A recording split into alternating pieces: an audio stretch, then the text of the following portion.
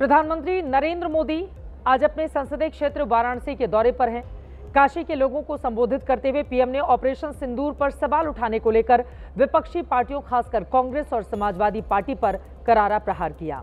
साथ ही इस मौके पर मोदी ने स्वदेशी का संकल्प लेने की अपील देशवासियों से की है। अमेरिका के साथ चल रहे टैरिफ विवाद के बीच प्रधानमंत्री मोदी ने देशवासियों से बड़ी अपील कर दी। पीएम ने कहा कि हम उन चीजों को खरीदेंगे जिसे बनाने में किसी न किसी भारतीय का पसीना बहा है। पीएम ने स्वदेशी संदेश के लिए 4 प्रमुख बातें कही हैं। पहला तो ये कि हमें वोकल फॉर लोकल के मंत्र को अपनाना होगा। दूसरा ये कि मेक इन इंडिया प्रोडक्ट को बढ़ावा देने का संकल्प लें। प्रधानमंत्री ने जो तीसरी बड़ी बात कही है वो ये है कि घर में जो भी नया सामान आए वो स्वदेशी हो। और चौथी बड़ी बात पीएम ने देश के दुकानदारों से कही कि जब दुनिया अस्थिरता से गुजर रही है तो हम सिर्फ स्वदेशी माल ही बेचेंगे। प्रधानमंत्री नरेंद्र मोदी ने अपने बयान में अमेरिका का नाम तो नहीं लिया, लेकिन जिस तरह से इस वक्त ट्रंप भारत की अर्थव्यवस्था और शक्ति को लेकर बयान दे रहे हैं, धमकी दे रहे हैं, उसके बीच मोदी का स्वदेशी वाला बयान काफी अहम हो जाता है। प्रधानमंत्री नरेंद्र मोदी 51वीं बार आज अपने संसदीय क्षेत्र वाराणसी के दौरे पर थे। यहां उन्होंने 2000 करोड़ से ज्यादा की योजनाओं का शिलान्यास और उद्घाटन किया है। इसी मौके पर मोदी ने स्वदेशी संदेश दिया। प्रधानमंत्री मोदी ने जिन शब्दों का इस्तेमाल करते हुए जिस अंदाज में अपनी बात कही है वो आपको जरूर सुननी चाहिए। हम उन चीजों को खरीदेंगे जिसे बनाने में किसी न किसी भारतीय का पसीना बहा है। वोकल फॉर लोकल मंत्र को अपनाना होगा।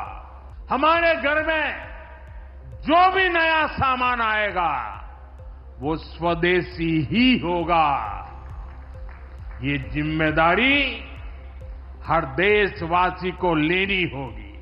मैं मेरे दुकानदार भाई बहनों से आग्रह करना चाहता हूं, जब दुनिया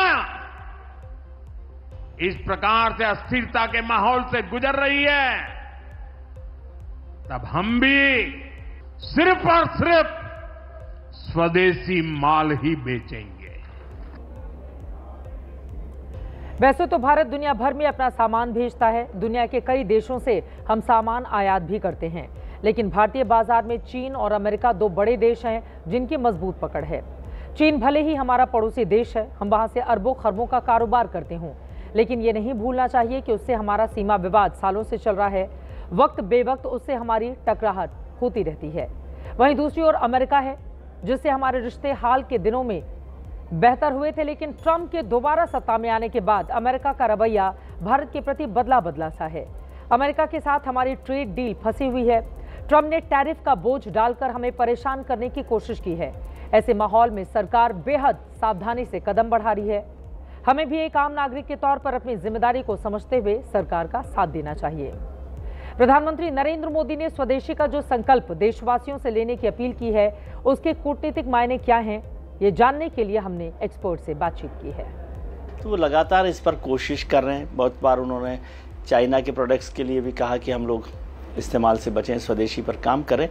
और अब जो खासतौर से अमेरिका के रेफरेंस में हम यदि बात करें, उससे साफ हो रहा है कि हमें स्वदेशी पर काम करना है। और भारत का जो सबसे बड़ा फ़ायदा है अर्थव्यवस्था की दृष्टि से वो यह है कि हमारे यहाँ कंजप्शन मार्केट है। यदि किसी को और को नहीं भी बेचना तो भी हमारी इतनी बड़ी आबादी है कि हम किसी दूसरे देश के भरोसे रहने की ज़रूरत नहीं है। और आप सोचिए, गांधी के ज़माने से आज तक गांधी ने एक बार स्वदेशी की बात की थी, विदेशी वस्त्रों की होली की जलाने की बच्चा। तो जब भी कोई ऐसी ताकत हो जिससे हमें लड़ना हो, उसके लिए एक ये मंत्र के तौर पर भी है। इसको केवल प्रोडक्शन और बिजनेस के तौर पर नहीं देखना चाहिए। स्वदेशी की भावना और देश को मजबूत करने के लिए भी ये रेफरेंस के तौर पर एक स्लोगन के तौर पर काम में लिया जा सकता है। ये एक तरह से देश को मजबूत बनाने का मंत्र है। इसमें कूटनीति हो या रणनीति हो, स्वदेशी सामान खरीदने का आह्वान करके, स्वदेशी अपनाने का आह्वान करके प्रधानमंत्री ने सीधे सीधे चीन के साथ साथ अमेरिका को भी चुनौती दी और ये जता दिया कि भारत तीसरी अर्थव्यवस्था बनने जा रहा है और इसका सीधा मुकाबला अमेरिका और चीन से ही होगा। एक्सपर्ट की बात सुनने के बाद अब आपको भारत के आयात निर्यात का बही खाता बता देते हैं।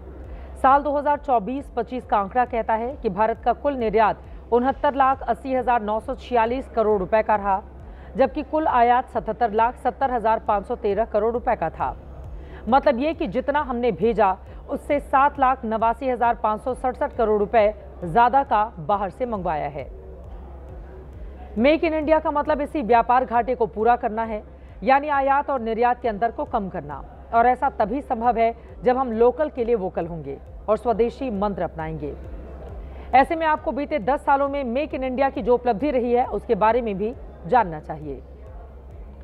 दुनिया में 60% कोरोना वैक्सीन की सप्लाई भारत ने की है।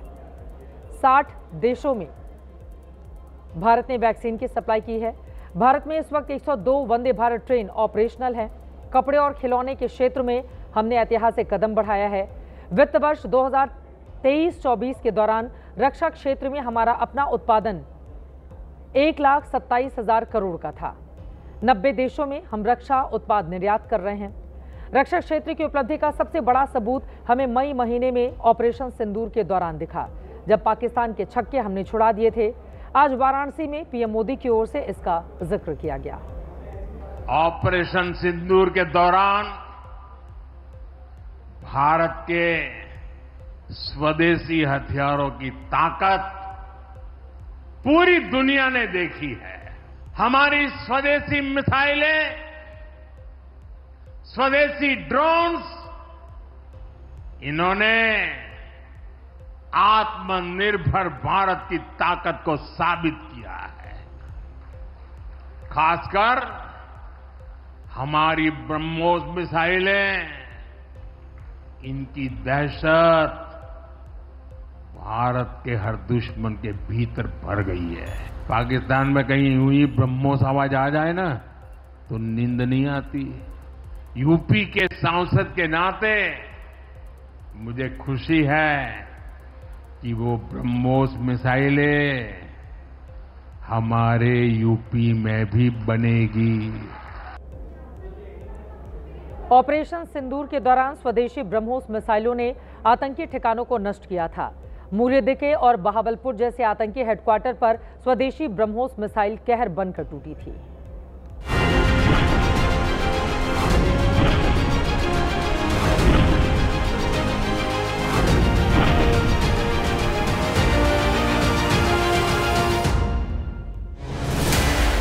जगह बहावलपुर, मसूद अजहर के जैश-ए मोहम्मद का हेडक्वार्टर।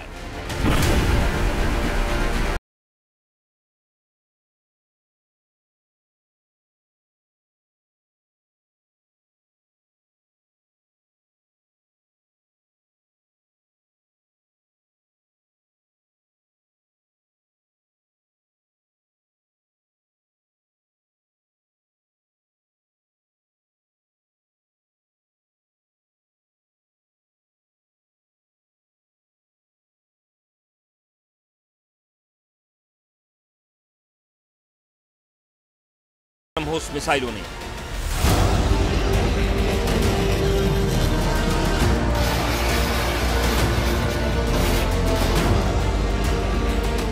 छह 7 मई की रात भारत ने ऑपरेशन सिंदूर के जरिए पाकिस्तान और पीओके में 9 आतंकी अड्डों को इसी तरह से बर्बाद किया था। 100 से ज्यादा आतंकी मारे गए थे। स्वदेशी ब्रह्मोस मिसाइलों ने उस रात 1 बजे से लेकर रात 1:25 तक दुश्मन के खेमे में तांडव मचाया था। हाफिज सईद के मुरीद के वाले आतंकी कैंप को भी इसी ब्रह्मोस ने बर्बाद किया था।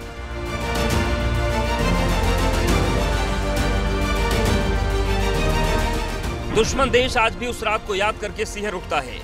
लेकिन कांग्रेस के कुछ नेताओं ने पिछले दिनों संसद में चर्चा के दौरान ऑपरेशन सिंदूर पर सवाल उठाए थे। प्रणीति शिंदे उन्हीं में से थीं जिन्होंने तमाशा बताया था। क्रोध इस सरकार पर जो आज तक पहलगांव के आतंकी हमलावरों को न पकड़ पाई है और न ही उनकी कुछ सुराग ढूंढ पाई है। ऑपरेशन सिंदूर नाम सुनने में देशभक्ति का लगता है, लेकिन असल में ये सिर्फ मीडिया पर किया सरकार का एक तमाशा था।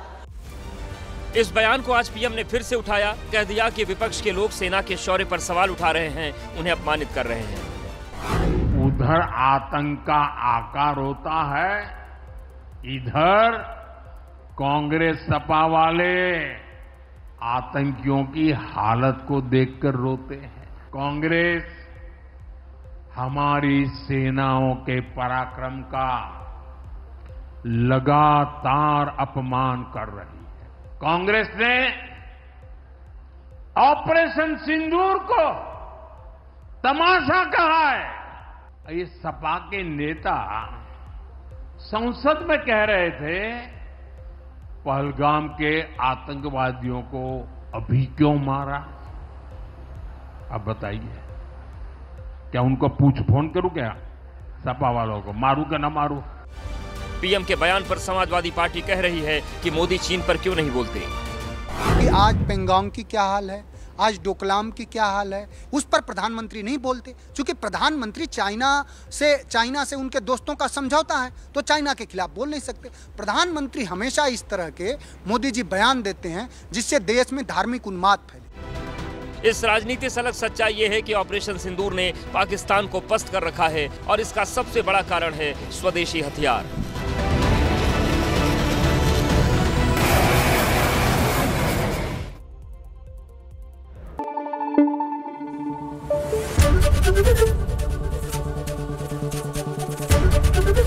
एबीपी न्यूज आपको रखे आगे।